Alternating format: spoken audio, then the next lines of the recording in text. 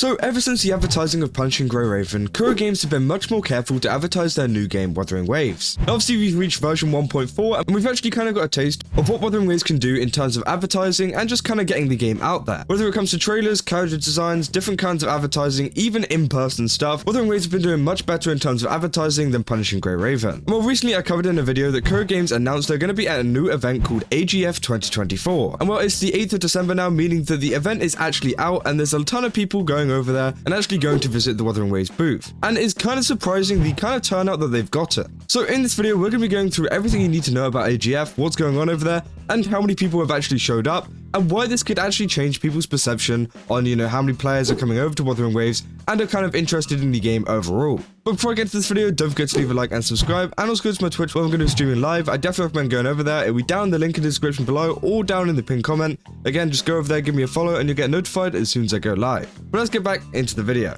So this was one of the first kind of posts that came out right before AGF. They say, hello Wanderer, on the upcoming Saturday, December 7th and Sunday, December 8th at the Kintex Exhibition Hall, AGF 2024.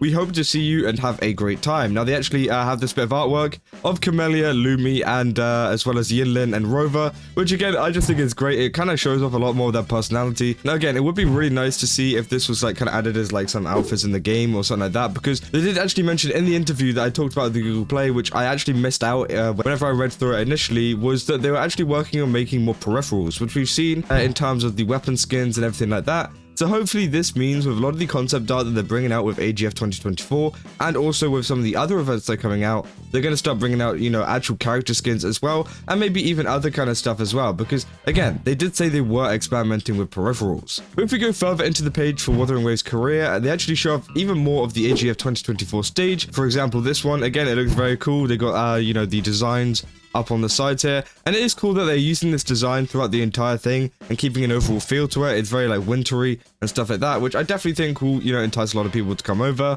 Yeah, and if we keep going, they got even more stuff. We got like standees here. Again, they got a ton of merch. We went through all of the merch that actually came out, and these actually look like scents for the characters. I know I was talking about this last time, I wasn't very sure, but they've actually got scents for the characters, which is kind of crazy. I know it is a big thing over in the East for them to do that, but yeah, they've got a ton of stuff, including, acrylic stands, they got like masks there, I think. They had a ton of like shirts and everything like that. So again, they've been really working hard in terms of merch, and it would be nice to see this that actually come out to the public. Now, they have been working with Animate recently, so that could mean that they're going to bring out even more merch and stuff like that that will be available pretty much all of the time, because currently a lot of this stuff is just available at AGF. Now, they were selling a lot of stuff from previous events at AGF as well, but again, it would be nice to see it just kind of available for everyone at all times, from a store or from some online store that people can order, because again, it will make them even more money from the, cut that they get, but also it will keep fans like interacted with longer, because they'll have all of this stuff,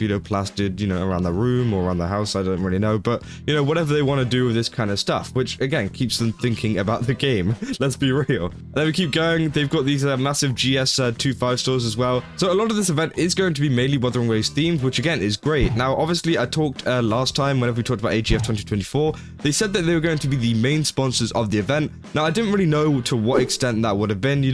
Would it mean that they just get a bigger booth or something like that? But it actually means that they've actually got a ton of advertising, as you can see, hanging off the ceilings and stuff like that, with advertisements for the game, as well as these partner booths with GS25 and also some other ones, meaning that they're pretty much everywhere you go at the event, which again is great. And it's going to be really good for getting a lot of the Korean audience involved, because again, going back to that Google Play interview, they were actually working really hard on getting more kind of Korean and Japanese people over to the Wuthering Waves game, because, that's the kind of target audience that they're going for. Not that they're missing out on global, by the way. They did mention, their plans for global and things like that. But at the moment, they are targeting it because they did kind of mess up in the past with a lot of the mistranslation issues. So again, they definitely do make up for it, and hopefully, a lot of this stuff can help to improve the relationship with the overall Eastern audience. Now, we can keep going, and well, we can go to one of the main posts that surprised a lot of people, which was the turnout for the Wuthering Waves booth, which is absolutely insane. Now,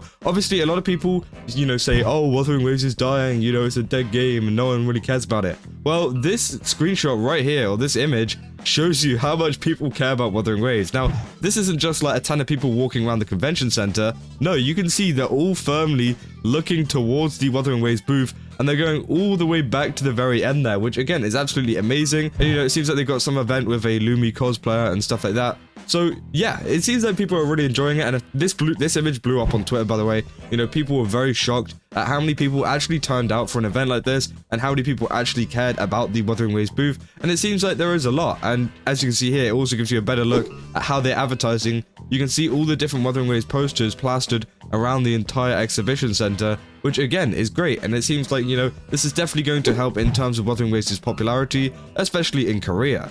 Then we can keep going. You know, these are all the cosplayers that they actually got. I'm guessing, you know, there's multiple of them because they have to switch around, you know. You can't keep them working the entire convention day.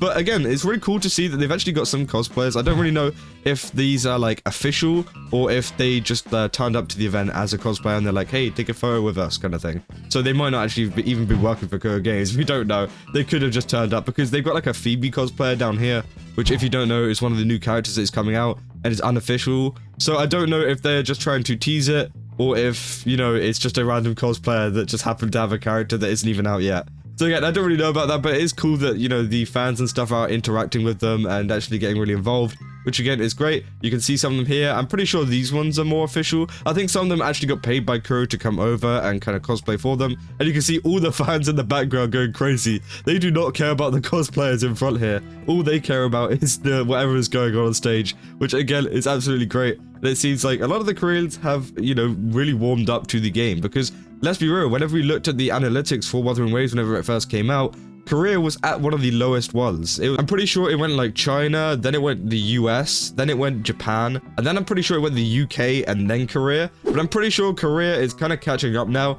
and a lot of this data was from when the game first came out. So yeah, it has changed over time, and I'm pretty sure Korea has gone up there as well as Japan. I think Japan might have actually gone higher than the US now, at least in terms of spenders, because Japan, you know, they are big spenders. And the same goes with Koreans as well. They do like to spend quite a lot of money. And so maybe we'll see a lot of revenue coming over to the game soon, especially with a lot of the advertising they're doing over here. Then finally, we've got these massive characters dressed up. We've got two versions of Camellya here. And then also we've got the creepiest Yang Yang I've ever seen in my entire life. I actually made a post of this. It looks like she's staring into my soul, bro. Oh my god. But again, it's really fun to see they got all of this interactive stuff. And, you know, hopefully this will help the future of Wuthering Waves. And as they said in the interview, it further backs up the point of the interview, being like they want to attend much more like offline events and things like that, which can help them to grow. And obviously it seems like it's helping them grow because they're getting crowds like this who are obsessed with whatever is going on stage. So again, hopefully we do see more information about AGF coming out in the future. I'll keep you guys updated if anything else happens, because again, it seems like they've got a ton of things going on. I don't think there's going to be any big announcements or anything like that. I think they're just showing up and kind of showing everyone what Wuthering Waves have got. And it seems to be going pretty good so far. But yeah, if you enjoyed this video, then don't forget to leave a like and subscribe. And let me know down in the comments what you guys think about this. Do you think that, you know, you'd visit an event like AGF, especially if it came out in an area that you are right now? Because I think that Wuthering Waves coming to some more global platforms and, you know, coming to some more global conventions and things like that might actually be really good for the game in terms of getting it out to more US people, more UK people, and just people in the West in general. Because yeah, there's a lot of people that do want to play it, they just don't know what it is yet. So hopefully, you know, they do kind of advertise a little bit more out here and we'll start to see that. But yeah, that's all I got, and I'll see you guys in the next one. That's all. See ya.